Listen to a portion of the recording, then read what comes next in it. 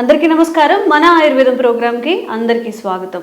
Sugar మహమ్మారి మన భారతదేశాన్ని డేంజరస్ జోన్లో పడేస్తుంది అనడంలో అతిశయోక్తి లేదు. చిన్న పెద్ద అనే తేడా లేకుండా అందరూ షుగర్ బారిన పడుతున్నారు. అయితే అందులో కొంతమంది స్వతహాగా అంటే మన ఫుడ్ హ్యాబిట్స్ వల్ల షుగర్ బారిన పడుతున్నారు. గోధుమ పిండి, మైదా ఇంకా రిలేటెడ్ షుగర్ కంటెంట్ ఎక్కువగా తీసుకోవడం వల్ల చాలా చిన్న ఏజ్లోనే షుగర్ వస్తుంది. గోధుమ పిండి అన్నప్పుడు చాలామంది చపాతీలు తింటూ ఉంటారు కదా. సో చపాతీలు తిన్నప్పుడు లేదా రిలేటెడ్ మైదాతో తిన్నప్పుడు కూడా షుగర్ వచ్చే అవకాశాలు ఉంటాయా? వీటి వల్ల ఈ రీజన్స్ ఏమైనా షుగర్ రావడానికి కారణమవుతాయా తెలుసుకుందాం. ప్రస్తుతం అంతా ఉన్నారు వంటింటి చిట్కాలకు కేర్ ఆఫ్ అడ్రస్ అయిన మధుసూదన్ శర్మ గారు. మాట్లాడేద్దాం. నమస్కారం అండి. నమస్తే. చాలా అంటే అపోహలు అనాలా లేకపోతే నిజాలే అనాలో తెలియదు కానీ కొన్ని ఆహారపు అలవాట్ల వల్ల, రైస్ ఎక్కువగా తినడం వల్ల, చపాతీలు ఎక్కువగా తినడం వల్ల, ఏదైనా ఎక్కువగా ఒకటే ఆహార పదార్థాలు తీసుకున్నప్పుడు షుగర్ వస్తుంది అంటారు. సో మీరేం చెప్తారు దీని గురించి? సో ఏదైనా పరిధులు పరిమితి ఎరిగి వాటి మీద అవగాహన కలిగి తీసుకోవడం మంచిదమ్మా. సో రైస్ తీసుకుంటే షుగర్ వస్తుందని చాలామందికి అవగాహన వచ్చింది, అర్థమైంది. చాలామంది చేంజ్ చేసుకుంటున్నారు. సరే, కొంతవరకు సంతోషించదగ్గ విషయము, అది మంచిదేమ్మా, ఆమోదించదగ్గ ఈ విషయం. సరే, దీనికంటే మంచిది గోధుమలు మంచిది అని చెప్పేసి కొంతమంది గోధుమలు వాడుకోవడం మొదలుపెట్టారమ్మా. సో గోధుమలు కూడా నిజంగా పరిమితి ఎరిగి పరిధులు ఎరిగి వాడుకోగలిగితే మంచిది, కానీ మరి గోధుమలు వాడుకోవడం కూడా మంచిది కదమ్మా. దానికి రీజన్స్ కూడా నేను చెప్తాను. ఈ రోజుల్లో మరి చాలామంది కూడా నిత్య జీవితంలో, దైనందిన జీవితంలో ఉదయం కానీ, మధ్యాహ్నం కానీ, రాత్రి కానీ ఏదో ఒక ఆహారంలో గోధుమ పిండితో తయారు చేసినటువంటి పదార్థాలు వాడకం విపరీతంగా పెరిగిపోయిందమ్మా. మీరు రెస్టారెంట్లో కానివ్వండి, హోటల్స్లో కానివ్వండి, ఇంట్లో కానివ్వండి, సో సర్వసాధారణంగా డైలీ తీసుకునేటువంటి ఆహారంలో మాత్రం గోధుమ ఏదో ఒక రూపంలో వాడేటువంటి పరిస్థితి ఎక్కువ శాతం మందిలో ఉంది. సరే, గోధుమల గురించి మనం ఆలోచించినట్లయితేమా, గోధుమల్లో గ్లూటెన్ అని చెప్పేసి ఒక ప్రోటీన్ ఉంటుందమ్మా. సో ఈ గ్లూటెన్ అనేటువంటి ప్రోటీన్ వల్లనే ఈ యొక్క సమస్యలు వస్తున్నాయని చెప్పేసి కూడా పరిశోధన ద్వారా నిరూపితమైంది. అంటే ఈ షుగర్ వచ్చేటువంటి పరిస్థితి ఏర్పడుతుందని చెప్పేసి. సర్వసాధారణంగా మనకి గోధుమలు, నాటు గోధుమలు అని చెప్పేసి, హైబ్రిడ్ గోధుమలు అని చెప్పేసి రెండు రకాలుగా దొరుకుతాయమ్మా. నాటు గోధుమలు అయితే 100 గ్రాముల గోధుమల్లో 5% ఈ యొక్క గ్లూటెన్ ఉంటే, ఈ హైబ్రిడ్ గోధుమల్లో 12 నుంచి 14% ఈ గ్లూటెన్ ఉంటుందమ్మా. సో హైబ్రిడ్ గోధుమల్లో మరీ ఎక్కువగా ఉంటుందమ్మా. సో నాటు గోధుమలు అందరికీ దొరకవు, అందుబాటులో ఉండవు. తప్పని పరిస్థితుల్లో మరి హైబ్రిడ్ గోధుమలు వాడుతున్నాము. హైబ్రిడ్ గోధుమలతో తయారు చేసినటువంటి గోధుమ పిండి, గోధుమ కొత్త ఆహార పదార్థాలు, వంటకాలు తయారు చేసుకొని వాడుకుంటున్నాము. సో దీనివల్ల గ్లూటెన్ కంటెంట్ బాడీలోకి ఎక్కువ పోతుంది. సో చాలామంది ఏం చేస్తారంటే, సరే నాకు గోధుమలో గ్లూటెన్ కంటెంట్ ఉంది అని చెప్పేసి విన్నాం కదా, చదివాం కదా, తెలుసుకున్నాం కదా, సో గోధుమ పిండిని మానేస్తే సరిపోతుంది చెప్పేసి పప్పులో కాలేసినట్లు వీళ్ళు మైదా పిండి వాడడం ఎక్కువైపోయింది. సో ఈ మైదా పిండిలో కూడా 24% ఈ గ్లూటెన్ ఉంటుందమ్మా.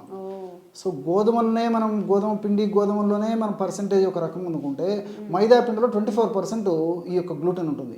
సో మైదా పిండి అనేసరికి మీరు చాలామందికి ఐడియా ఉంటుందమ్మా. మన పూర్వకాలము ఇంత టెక్నాలజీ లేని రోజుల్లో ఈ పేపర్లకి, సినిమా పోస్టర్లకి, వాటికి వెనక మైదా పిండి అప్లై చేసేసి గోడలకు అంటించేవాళ్ళమ్మా, బండ్లకి. అంత అంటుకుంటుందమ్మా, స్టిక్కీ నేచర్. మరి అటువంటి మైదా పిండి రోజు మన బాడీలోకి పోతే మన దేహం ఎంతవరకు తట్టుకుంటుందో మీరు ఆలోచన చేయండి అమ్మా. చాలామందికి తెలియదమ్మా ఇదంతా. సో ఈ విధంగా గోధుమ పిండితో వాడినప్పటికీ సమస్యలు వస్తాయి, అదేవిధంగా మైదా పిండితో వాడినప్పటికీ సమస్యలు వస్తాయి. మరి ఈ గోధుమ పిండి వల్ల, గోధుమ పిండిలు కానీ, మైదా పిండి కానీ, ఇందులో గ్లూటెన్ వల్ల ఎలాంటి సమస్యలు వస్తాయంటేమా, గ్లూటెన్ వల్ల మొట్టమొదట ఏం జరుగుతుందంటే గ్యాస్ట్రిక్ ట్రబుల్ వస్తాయమ్మా. అంటే గోధుమ పిండి కానీ, మైదా పిండి కానీ. అందుకే మీరు బాగా గమనించండి, ఈ గోధుమ చపాతీలు, పుల్కాలు, రోటీలు ఇలాంటివి తీసుకున్న వాళ్ళలో ఎక్కువ శాతం మందిలో గ్యాస్ట్రిక్ ట్రబుల్ సమస్య లక్షణాలు కూడా వస్తుంటాయి. షుగర్ వచ్చేటువంటి అవకాశం, టెండెన్సీ ఉంటుంది. షుగర్ ఉన్నటువంటి వాళ్ళు ఒక తాయన తగ్గదు. అదేవిధంగా షుగర్ పెరిగిపోయేటువంటి అవకాశాలు కూడా ఉంటాయి అన్నమాట ఎక్కువ ప్రమాణంలో తీసుకున్నప్పుడు. సో ఇక్కడ ఏం జరుగుతుందంటే గ్యాస్ట్రిక్ ట్రబుల్ వస్తుంది. ఎందుకు వస్తుందంటే, ఇప్పుడు ఈ గ్లూటెన్ అనేది ఏదైతే ఉందో లోపల కోటింగ్ లాగా పెరిగిపోతుందమ్మా. జీర్ణ వ్యవస్థలో, ప్రేవుల్లో ఈ గ్లూటెన్ బంకలాగా పేరుకొని పోతుంది. ఆ విధంగా బంకలాగా పేరుకొని పోయినప్పుడు మనం తీసుకున్నటువంటి ఆహార పదార్థాల నుండి ఆహారము ఆ ప్రేవులు సరిగ్గా జీర్ణం చేసుకోలేవు. అదేవిధంగా పోషకాహారము ప్రేవులు జీర్ణం చేసుకోలేవు. అదేవిధంగా ప్రేవులు నిదానంగా జీర్ణం చేసుకోవడము, పోషకాహారాన్ని జీర్ణం చేసుకోలేకపోవడం చేత ప్రేవుల భాగంలో ఎక్కువసేపు తీసుకున్నటువంటి ఆహార పదార్థం నిలువ ఉంటుంది. నిలువ ఉండేసరికి పులిసిపోతుంది, పులిసిపోయేసరికి గ్యాస్ వస్తుంది. తేనుపుల రూపంలో రావచ్చు, కడుపు ఉబ్బరం రూపంలో రావచ్చు, కడుపు మంటల రూపంలో రావచ్చు, అపానవాతం రూపంలో రావచ్చు, మోషన్స్ రూపంలో రావచ్చు. ఏ రూపంలో వచ్చినప్పటికీ గ్యాస్ట్రిక్ ట్రబుల్ సమస్య మొదలవుతుంది. సో ఈ నాణ్యంలో కోణానికి ఒక కోణం అయితే ఇది, మరొక కోణంలో ఏంటంటే ఇటువంటి ఆహార పదార్థాలు తీసుకోవడం వల్ల మనకు మంచి చేసేటువంటి, దేహానికి ఉపయోగపడేటువంటి, దేహానికి రక్షించేటువంటి ఈ మంచి బ్యాక్టీరియా అంతా నాశనం అయిపోతుందమ్మా. సో మంచి బ్యాక్టీరియా నాశనం అయిపోయేసరికి పక్కనే ఉన్నట్టు చెడు బ్యాక్టీరియా డామినేషన్ అయిపోతుంది.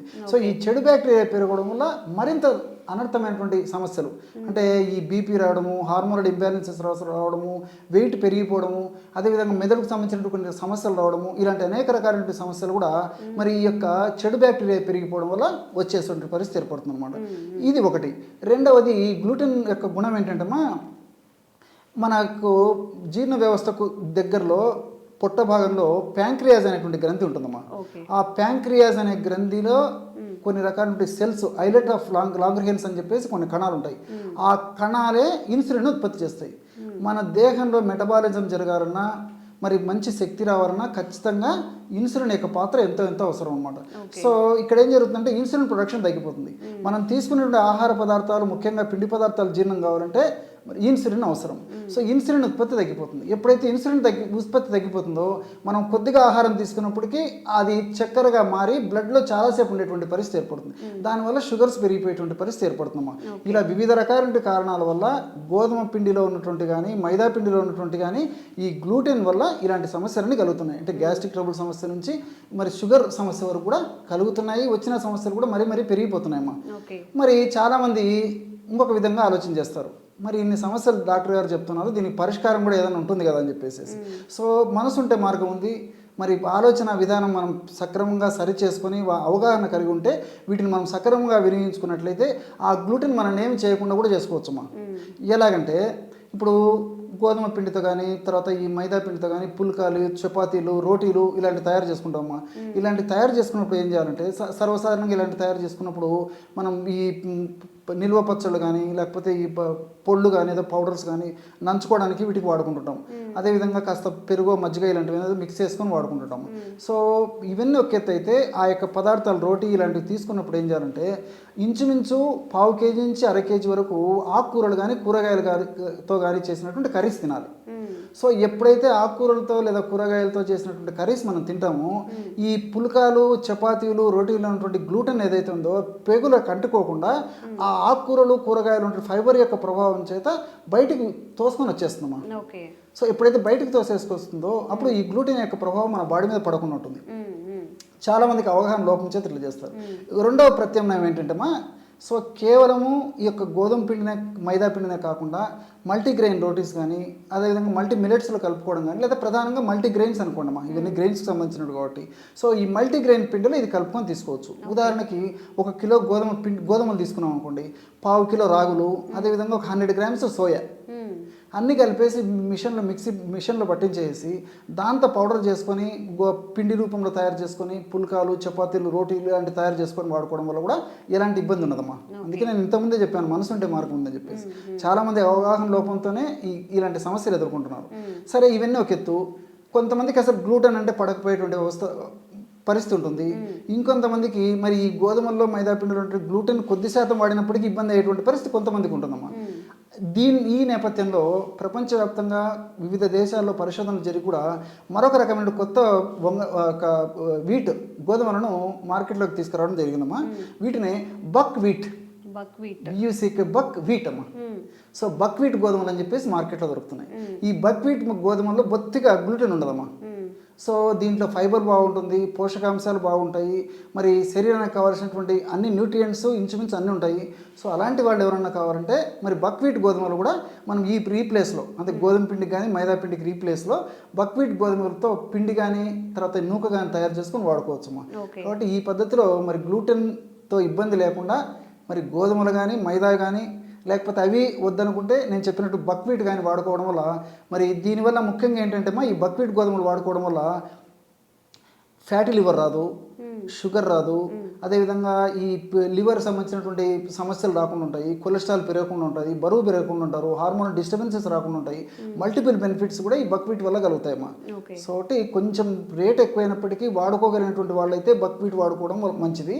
లేని పక్షంలో నేను చెప్పినట్లు మరి గోధుమ పిండి కానీ తర్వాత ఈ యొక్క మైదా పిండి కానీ ఆల్టర్నేషన్ పద్ధతిలో నేను చెప్పినట్లు వాడుకోవడం వల్ల ఎలాంటి ఇబ్బంది ఉండదమ్మా. ఓకే, సో ఇది కంప్లీట్గా ఎందుకు మనం తినకూడదు, ఏవి తినాలి అని అవేర్నెస్ అనమాట. ఇంకా ఏమైనా డౌట్స్ ఉంటే కామెంట్ చేయండి. షుగర్ రిలేటెడ్ ఎలాంటి డౌట్స్ ఉన్నా కానీ మేము క్లారిఫై చేసే ప్రయత్నం చేస్తాం. థ్యాంక్ యూ అండి. నమస్తే. Sir, one life lesson what medicine has taught you. Whatever you can do without expecting.